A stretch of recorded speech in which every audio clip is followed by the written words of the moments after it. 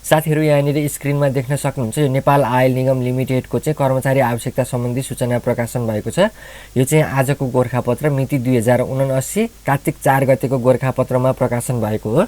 अब त्यसपछि यहाँनिर लेखिएको छ लोकसेवा आयोगबाट लिइने खुल्ला प्रतियोगितात्मक लिखित परीक्षा सम्बन्धी नेपाल आयल निगम लिमिटेडको सूचना भनेको छ। त्यसपछि तलपट्टि लेखिएको छ यस निगममा रिक्त रहेको देहाय बमोजिमका पदहरू खुल्ला प्रतियोगिताद्वारा छनौट गरी स्थायी रूपमा पद पूर्ति गर्नको लागि इच्छुक योग्य नेपाली नागरिकहरूबाट यो साइटमा गएर अनलाइन मार्फत सूचना गोरखापत्रमा प्रकाशित भएको मितिले 21 दिनभित्र र दोब्बर दस्तुर तिरी म्याद सकिएको मितिले 7 दिनभित्र दरखास्त फारम पेश गर्नु हुन आह्वान गरिएको छ भनेको छ। दरखास्त पेश गर्ने सम्बन्धी विस्तृत जानकारी उक्त वेबसाइटमा दिएको बेहोरा अनुरोध छ भनेको छ। अब यहाँनिर सिरियल नम्बर, पद, तह, सेवा समूह, विज्ञापन नम्बर, खुल्ला समावेशी, माग पद सङ्ख्या भनेर यसरी दिएको छ।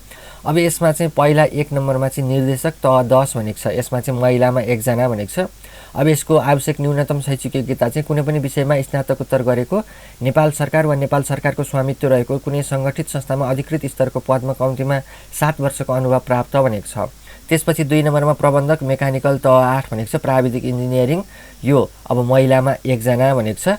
त्यसपछि अर्को प्रबन्धक पेट्रोलियम तह 8 भनेको छ। यसमा खुल्लामा 1 जना। प्रबन्धक इलेक्ट्रिकल तह 8 भनेको छ। यसमा खुल्लामा 1 जना। प्रबन्धक इन्भाइरोमेन्ट तह 8 भनेको छ। यसमा पनि खुल्लामा 1 जना। र त्यसपछि प्रबन्धक केमिकल तह 8 भनेको छ। यसमा पनि खुल्लामा 1 जना। र यो 2 नम्बरदेखि यहाँनिर 6 नम्बरको यी पदहरूमा चाहिँ शैक्षिक योग्यता चाहिँ सम्बन्धित विषयमा स्नातकोत्तर गरेको र नेपाल सरकार वा कुनै सङ्गठित संस्थामा अधिकृत स्तरको पदमा कम्तीमा 5 वर्षको अनुभव प्राप्त भनेर यसरी दिएको छ। अब त्यसपछि यो 7औं नम्बरको यहाँनिर छ उपप्रबन्धक सीए तह भनेको छ। अप्राविधिक लेखा यसमा चाहिँ आदिवासी जनजातिमा 1 जना भनेको छ। मान्यता प्राप्त शिक्षण संस्थाबाट चार्टर एकाउन्टेन्सी कोर्स उत्तीर्ण भनेको छ। अब त्यसपछि 8 नम्बरमा छ सहायक प्रबन्धक प्रशासन तह 6 भनेको छ। अप्राविधिक प्रशासन भनेको छ। यसमा खुल्लामा 4 जना, महिलामा 1 जना, आदिवासी जनजातिमा 1 जना, पिछडिएको क्षेत्रमा 1 जना। यसको शैक्षिक योग्यता चाहिँ मान्यता प्राप्त शिक्षण संस्थाबाट सम्बन्धित विषयमा स्नातक तह वा सो सरह उत्तीर्ण गरेको भनेको छ। अब त्यसपछि 9 नम्बरमा छ सहायक प्रबन्धक लेखा तह 6 भनेको छ। यसमा पनि खुल्लामा 4 जना, त्यसपछि महिलामा 2 जना र मधेसीमा 1 जना छ। अब यसको शैक्षिक योग्यता चाहिँ मान्यता प्राप्त शिक्षण संस्थाबाट व्यवस्थापन, जनप्रशासन, वाणिज्य शास्त्र वा व्यापार प्रशासनमा स्नातक तह वा अर्थशास्त्र, गणित, तथ्याङ्कशास्त्र मध्ये कुनै एक मूल विषयले स्नातक तह वा सो सरह उत्तीर्ण गरेको भनेको छ। अब त्यसपछि यहाँनिर अरू पनि हेरौँ, जस्तै यसलाई थोरै तल सार्छु। अब यहाँनिर 10 नम्बरमा छ सहायक प्रबन्धक मेकानिकल तह 6 भनेको छ। यसमा खुल्लामा 2 जना र आदिवासी जनजातिमा 1 जना रहेको छ। र त्यसपछि अर्को 11 नम्बरमा सहायक प्रबन्धक इलेक्ट्रिकल तह 6 भनेको छ। यसमा चाहिँ खुल्लामा 1 जना रहेको छ। र 12मा सहायक प्रबन्धक पेट्रोलियम तह 6 भनेको छ।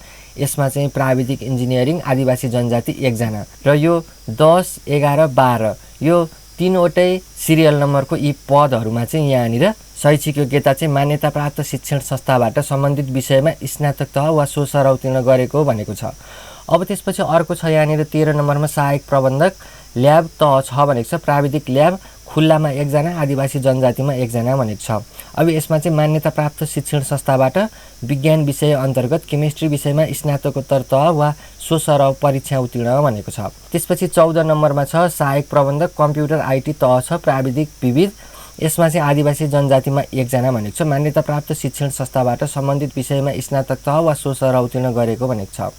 त्यसपछि 15 नम्बरमा छ वरिष्ठ सहायक प्रशासन तह 5 अप्राविधिक प्रशासन खुल्लामा 1 जना, आदिवासी जनजातिमा 1 जना। यसमा चाहिँ मान्यता प्राप्त शिक्षण संस्थाबाट सम्बन्धित विषयमा प्रवीणता प्रमाणपत्र तह वा सो सरह उत्तीर्ण गरेको भनेको छ। त्यसपछि अर्को वरिष्ठ सहायक लेखा तह 5 भनेको छ अप्राविधिक लेखा।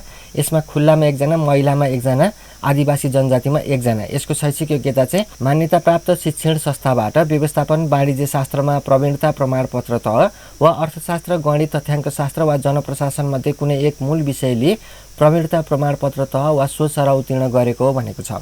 अब त्यसपछि अर्को 17 नम्बरमा छ वरिष्ठ सहायक सिभिल तह 5 भनेको छ। प्राविधिक इन्जिनियरिङ खुल्लामा 1 जना। यसमा चाहिँ मान्यता प्राप्त शिक्षण संस्थाबाट सम्बन्धित विषयमा प्रवीणता प्रमाणपत्र तह वा सो सरह उत्तीर्ण गरेको भनेको छ। त्यसपछि अर्को 18 नम्बरमा छ वरिष्ठ सहायक ल्याब तह 5 भनेको छ। प्राविधिक ल्याब खुल्लामा 1 जना र मधेसीमा 1 जना रहेको छ। मान्यता प्राप्त शिक्षण संस्थाबाट विज्ञान विषय अन्तर्गत केमिस्ट्री विषयमा स्नातक तह वा सो सरहको परीक्षा उत्तीर्ण गरेको भनेको छ। अब फेरि एकपटक तल सारौँ। अब यहाँनिर 19 नम्बरमा छ सहायक ल्याब तह 4 भनेको छ प्राविधिक ल्याब। यसमा खुल्लामा 2 जना, महिलामा 1 जना, अपाङ्गमा 1 जना भनेको छ। यसमा शैक्षिक योग्यता चाहिँ मान्यता प्राप्त शिक्षण संस्थाबाट विज्ञान विषय अन्तर्गत केमिस्ट्री विषयमा प्रवीणता प्रमाणपत्र तह वा सो सरहको परीक्षा उत्तीर्ण गरेको भनेको छ। अब 20 नम्बरमा छ सहायक इलेक्ट्रिकल मिस्त्री तह 4 भनेको छ प्राविधिक इन्जिनियरिङ, खुल्लामा 2 जना। यसमा चाहिँ यहाँनिर शैक्षिक योग्यता चाहिँ टीएसएलसी, एसएलसी वा प्रवेशिका परीक्षा उत्तीर्ण र मान्यता प्राप्त प्राविधिक शिक्षालयबाट इलेक्ट्रिकल सम्बन्धी कम्तीमा 1 वर्षको तालिम अथवा इलेक्ट्रिकल कामको 3 वर्षको अनुभव प्राप्त गरेको भनेको छ। अब त्यसपछि अर्को 21 नम्बरमा छ टेक्निसियन तहबिन भनेको छ। यसमा प्राविधिक, यसमा खुल्लामा 5 जना, महिलामा 1 जना, आदिवासी जनजातिमा 2 जना, दलितमा 1 जना र यसको शैक्षिक योग्यता चाहिँ टीएसएलसी परीक्षा वा प्रवेशिका परीक्षा उत्तीर्ण गरी सम्बन्धित विषयमा 6 महिनाको तालिम वा सम्बन्धित क्षेत्रमा 2 वर्षको कार्य अनुभव गरेको भनेको छ। त्यसपछि अर्को 22 नम्बरमा छ बाउजर अपरेटर भनेको छ तहबिन, प्राविधिक इन्जिनियरिङ, खुल्लामा 7 जना, आदिवासी जनजातिमा 1 जना, 8 कक्षा उत्तीर्ण गरेको र भारी सवारी चालक अनुमति प्राप्त गरी भारी सवारी चलाएको 1 वर्षको कार्य अनुभव प्राप्त गरेको भनेर यसरी यो सूचना प्रकाशन भएको छ। अब यहाँनिर तलपट्टि नोट भनेर लेखेको छ, यहाँनिर यसको कुराहरू पनि पढेर सुनाउन चाहन्छु। उपयुक्त अनुसार सबै पदहरूको परीक्षा केन्द्र काठमाडौँमा हुनेछ।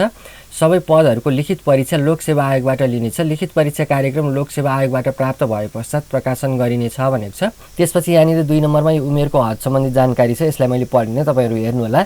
त्यसपछि यहाँनिर यो दरखास्त दिने उम्मेदवारका लागि परीक्षा दस्तुर भनेको छ। तह 10 का लागि रु 1200, तह 8, 7, 6 का लागि रु 1000, तह 5 का लागि 400, तह 4 का लागि 300 र तहबिनका लागि रु 200 रहेको छ। तर एउटै पदका लागि 1 भन्दा बढी समावेशीमा दरखास्त दिने भएमा प्रति समावेशी तह 6 का लागि 400, 5 का लागि 200, तह 4 का लागि 150 र तहबिनका लागि 100 थप परीक्षा दस्तुर रकम बुझाउनु पर्ने छ भनेको छ। अब 4 नम्बरमा दोब्बर दस्तुरको म्यादलाई उमेर, शैक्षिक योग्यता, अनुभव अवधि र अन्य योग्यताको प्रयोजनको लागि गणना गर्ने छैन भनेको छ। त्यसपछि यहाँनिर दरखास्त दिने अन्तिम मितिभित्र निर्धारित शैक्षिक योग्यता हासिल गरेको हुनुपर्ने र शैक्षिक योग्यता प्रदान गर्ने निकाय विश्वविद्यालयबाट प्राप्त हुने प्रमाणपत्र वा लब्धाङ्क विवरण ट्रान्सक्रिप्ट प्राप्त गरिसकेको हुनुपर्नेछ। विदेशी संस्थाबाट अध्ययन गरेको उम्मेदवारहरूले सम्बन्धित निकायबाट आफूले प्राप्त गरेको योग्यताको समकक्षता निर्धारण गरिएको हुनुपर्नेछ भनेको छ।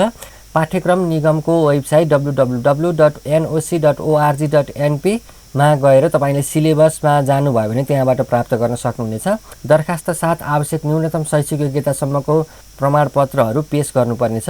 8 नम्बरमा प्राविधिक सेवा इन्जिनियरिङ समूह तह 6 र सोभन्दा माथिका पदहरूका लागि इन्जिनियरिङ परिषदमा दर्ता भएको प्रमाणपत्र पेश गर्नुपर्ने छ भनेको छ। 9 नम्बरमा निगमको कर्मचारी प्रशासन विनियमावली 2063 संशोधन सहितको विनियम 4.2 10 बमोजिम निगमको सेवामा एक पटक आरक्षण सुविधा उपभोग गरिसकेका कर्मचारीले पुनः कुनै पनि आरक्षण सुविधा प्राप्त गर्न सक्ने छैनन्। साथै कार्यरत कर्मचारीले आरक्षण सुविधा लिए नलिएको बेहोरा स्वयं घोषणा गर्नुपर्ने छ भनेर यसरी यो प्रकाशन भएको छ। यदि तपाईहरु पनि यो आयल निगमको भ्याकेन्सीमा अनलाइनबाट एप्लाई गर्न चाहनुहुन्छ भने यसको पनि भिडियो म बनाएर अपलोड गरिदिनेछु, तपाईहरुले भिडियोमा कमेन्ट गर्नुहोला।